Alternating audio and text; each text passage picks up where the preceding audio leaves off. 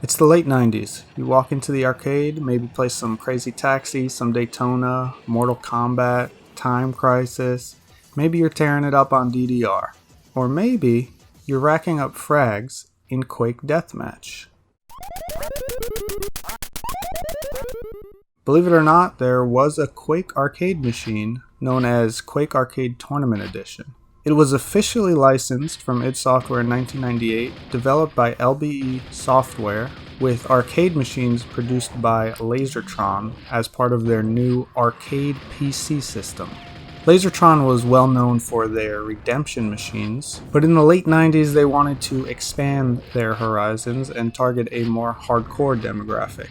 What better place to start than with Quake, one of the most hardcore games at the time? Their new arcade PC system was basically just arcade cabinets with a Windows 95 PC inside, running Pentium 2s on glorious 27-inch VGA monitors at 60 frames per second. Instead of a mouse and keyboard though, players used a trackball and standard arcade buttons. What's more interesting though is that these cabinets were not just running a standard game of Quake, they were running a version developed specifically for the arcade. This version included all the episodes from Quake and its expansions, plus multiplayer modes. Multiple cabinets could be linked together for multiplayer play. In this version though, there was a checkpoint system in the single player, so when you died, you could throw some more quarters in and continue from a recent checkpoint rather than starting all the way at the beginning of a level. Another interesting feature of this version is it takes some elements from Quake 2, which had been released the year prior. Not only does it include a reworked version of Quake 2's deathmatch map, The Edge, it also apparently included some weapons from Quake 2, and perhaps this version's most defining feature was the prize packs that you could sometimes get from killing enemies or finding secrets. These prize packs would dispense actual tickets from the machine, which you could then redeem for real-life prizes. It's the prize!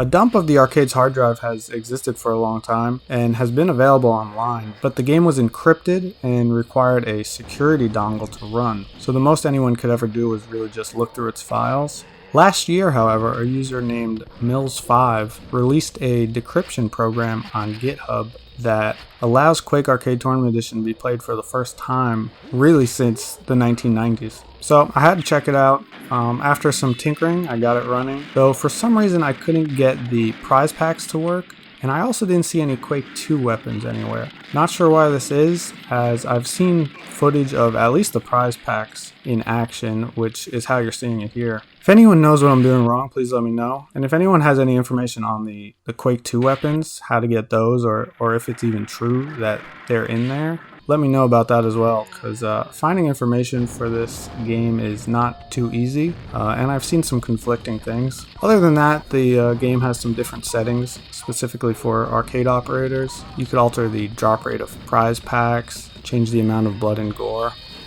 At least 20 of these full arcade machines were produced, but the game was more commonly sold as a conversion kit, since the full cabinet cost $7,500 at the time.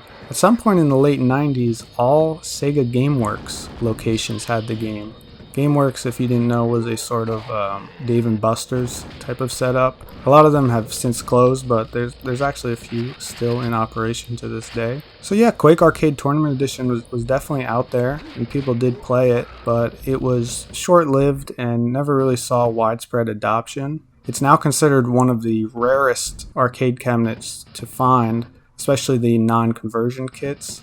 From a business perspective though, this idea, to me, makes a lot of sense. I mean, as home consoles began to dominate the gaming market, arcade games more and more sought to differentiate themselves by providing experiences you couldn't get at home. Quake, obviously, a lot of people were playing at home, but I think there might have been a lot of people who maybe didn't have the hardware capable of running Quake, or maybe they wanted to play some deathmatch with friends who didn't have the proper setup. So yeah, I could totally see this cabinet being a big draw at the time.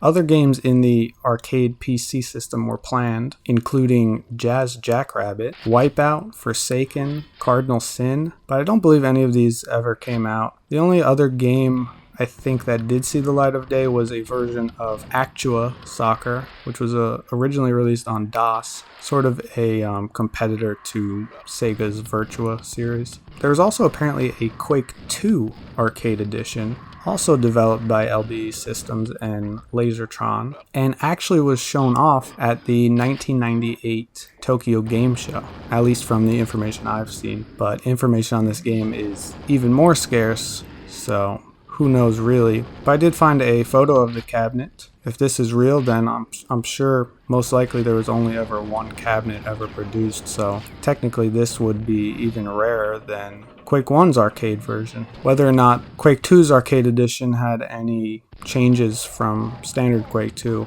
I don't know. Hopefully one day we'll somehow get access to a dump of the game, but it took this long to get Quake 1's arcade edition even playable, so I wouldn't count on it.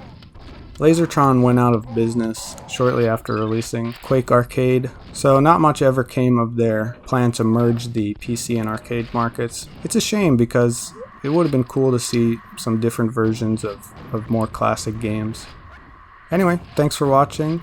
Be sure to subscribe if you're interested in more obscure stuff like this. There's some weird arcade games out there. Like, I know there were some Valve games that got arcade versions as well. So if you're interested in seeing maybe a video on that, let me know in the comments. And let me know if there's some weird arcade games that you have come across or that not a lot of people know about. Love to hear about it.